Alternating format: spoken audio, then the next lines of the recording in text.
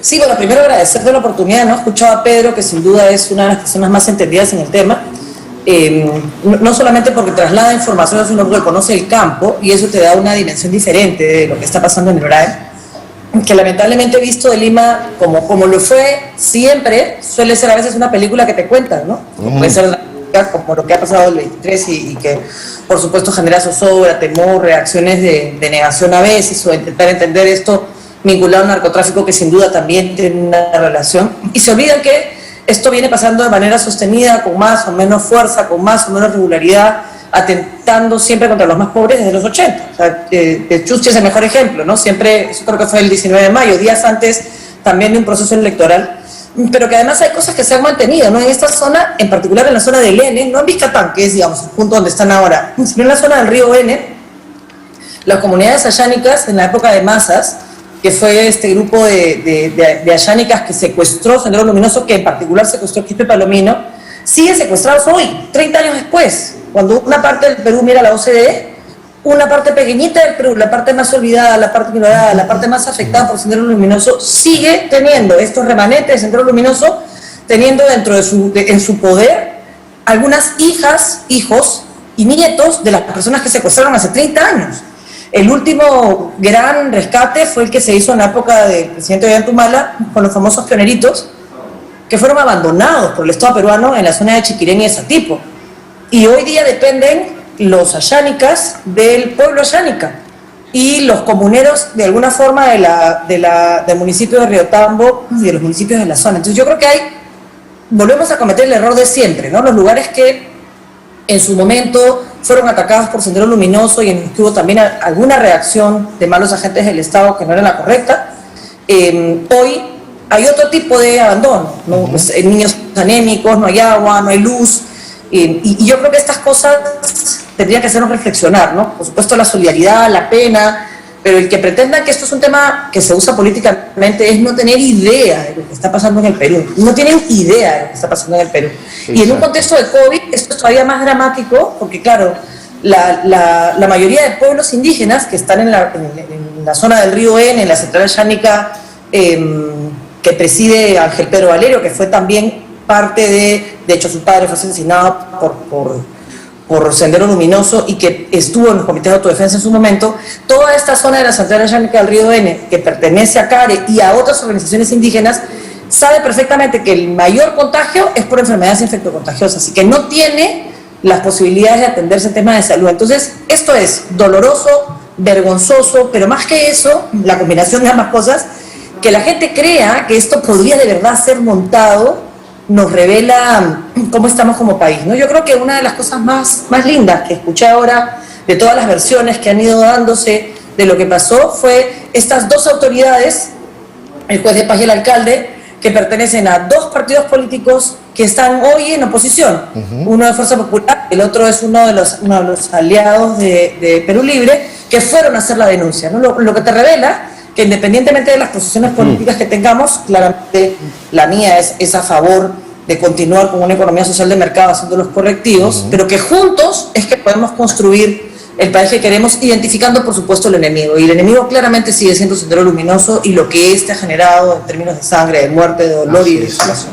Marisol, ¿cómo estás? Buenas noches, muchas gracias por tu participación en Hackeando la Política. Y yo siempre, la vez pasada que hemos conversado, lo que hay algo que destacar de ti es que eres una persona demócrata y claro, obviamente hoy por hoy estamos en medio de esta situación tan complicada y tan difícil, saliendo de esta pandemia, y como bien tú dices, las zonas en donde siempre han actuado Sendero Luminoso y los narcoterroristas y narcotraficantes son zonas olvidadas, en donde uno va, por ejemplo, y no encuentras ni un solo colegio.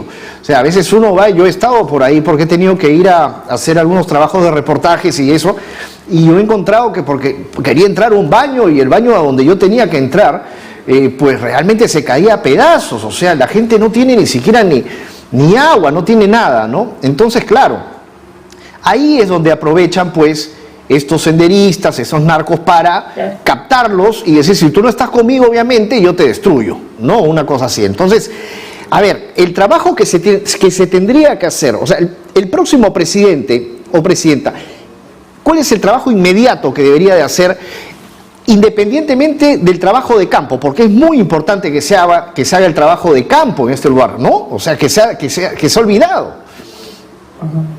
Bueno, lo primero es que tenemos que estar unidos contra el terror, ¿no? O sea, yo creo que eso es tenerlo claro. Y esto significa primero ser conscientes de que existe y que no le podemos dar opciones ni políticas, sin eso hay que ser muy claros, porque la batalla militar se ganó parcialmente, pero la política nunca, y tenemos que consolidar la democracia, porque la democracia es la garantía de libertad. Y estos dos supuestos hay que pelearlos desde el partido político y la ideología y el concepto de Estado que uno tenga, pero en eso tiene que haber unidad absoluta. Tú describías una realidad dolorosísima, y yo te quiero sumar a esa realidad algunos elementos, ¿no? Cuando tú quieres acercar el Estado al ciudadano, quieres humanizar el ejercicio de la función pública, tienes que conocer. Una de las cosas más claras en, por ejemplo, las escaleras amarillas. Esas escaleras que pintan Lima, más allá de quién las hizo y más allá de simpatías o antipatías, no puedes dejar de reconocer que esas escaleras fueron pensadas y diseñadas en función no de la necesidad iba a decir del corrupto de turno, pero eso es una generalización y eso siempre es injusto.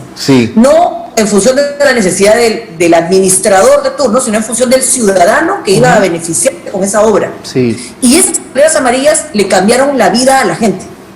Lamentablemente en las zonas de la selva eso no es así. Por ejemplo, en Pozzoteni, para volver a hablarte de una comunidad indígena en el corazón del N, han hecho un tambo que reúne, obviamente que es un espacio de presencia del Estado, donde en teoría se reúnen una serie de servicios para todas las comunidades de la zona que se movilizan en una carreterita chica, trocha por supuesto, corrido. Tú puedes, en el tambo hay un solo caño, y ese caño solo se abre para atender al funcionario que despacha en el tambo. Increíble. Y que no se ocurrió poner hacia afuera, jalar un poquito la tubería para poner un cañito que le pudiera servir a la comunidad y no tuviera que caminar durante media hora y bajar al río para sacar agua. Eso lo que te explica es que no se pensó en los ciudadanos, en los beneficiarios, ni en las necesidades de la comunidad, sino en una obra fría y dura que se diseña desde un escritorio sin conocimiento de la realidad. Eso tiene que cambiar. El Perú tiene demandas específicas que tienen que ser atendidos en el lugar, ¿no? Yo creo que muerte por pandemia es cosa, pero esa muerte por pandemia es muerte por abandono en gran parte de nuestro... Y Marisol, o sea, Miguel, ¿no? El tema de que no exista ya más centralismo, o sea, que no todo se centre en Lima, pero sino ese es el resultado electoral, pues, ¿no? La falta de decisión, el olvido y la exclusión al sistema. O sea, el sistema, como decía Marisol, ¿nos parece el adecuado? Sí, pero está excluyendo un gran sector de la población. Ahora, por eso, claro, se tiene que poner en marcha, sin duda, pues un plan de desarrollo para esos pueblos, ¿no? Sí, porque el día de hoy el que representa aparentemente este antisistema se apellida Castillo, mañana se puede apellidar otro nombre, pero si seguimos olvidándonos y creemos que Keiko Fujimori es la solución a esto, ahí está el problema también, ¿no? Hay que ver los dos lados, creo.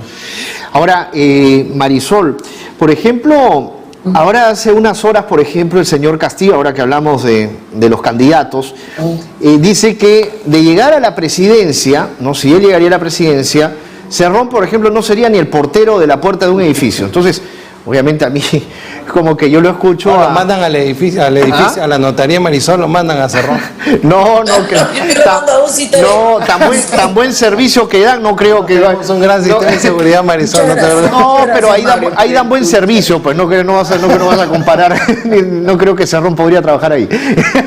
Entonces, Claramente, entonces dime, ¿tú coincides? O sea, por ejemplo, tú dijiste hace unos días en ATV que los congresistas son puestos por Cerrón. O sea, que finalmente Cerrón es el que manejaba todo el partido Perú Libre.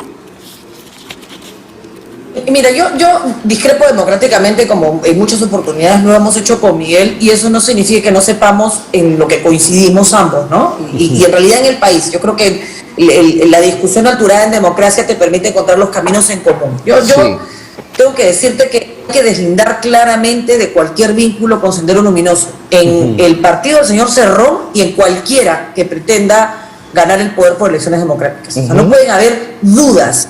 Un sentenciado por terrorismo no puede ser congresista. No puede, de acuerdo. No puede ser profesor.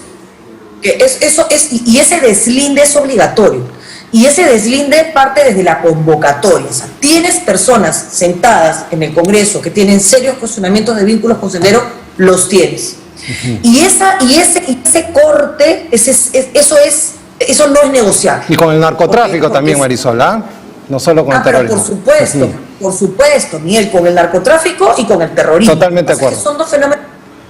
Pero no, porque yo también de la corrupción en general, con cualquier tipo de con delincuentes en general, pero el terrorismo tiene una connotación adicional, ¿no? Y es que el terrorismo termina con la vida de la gente, con las oportunidades de la gente, socava el Estado democrático y está presente con más fuerza en los 80, sin duda, pero eso no significa que hayamos terminado. Una de las deudas históricas que tiene el Perú con los pueblos ayánicas y con comuneros, en realidad, es el rescate de las personas que todavía están en manos de Quispe Paloma. Ahora, sí, pero Marisol también ahí ha debido de jugar un papel importante y como hablamos antes, Miguel, el Jurado Nacional de Elecciones. O sea, no entiendo por qué es que no pueden haberse dado... Implacable con el PPC y laxo con los demás. Implacables.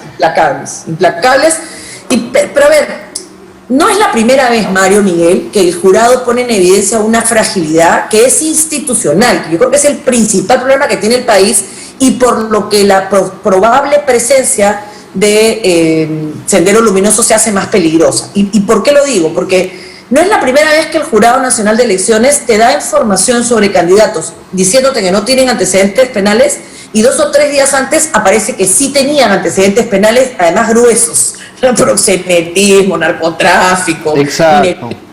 ¿Cuál es el problema? El problema es un problema del sistema de justicia. El sistema de justicia tiene estos compartimientos estancos y no existe transparencia que tiene que darse poco a poco. Ya digamos, eso se está transparentando, pero hay asimetría jurídica y asimetría en la ley para algunos, ¿no? O sea, para algunos, para mis amigos todo y para mis enemigos la ley. Exacto.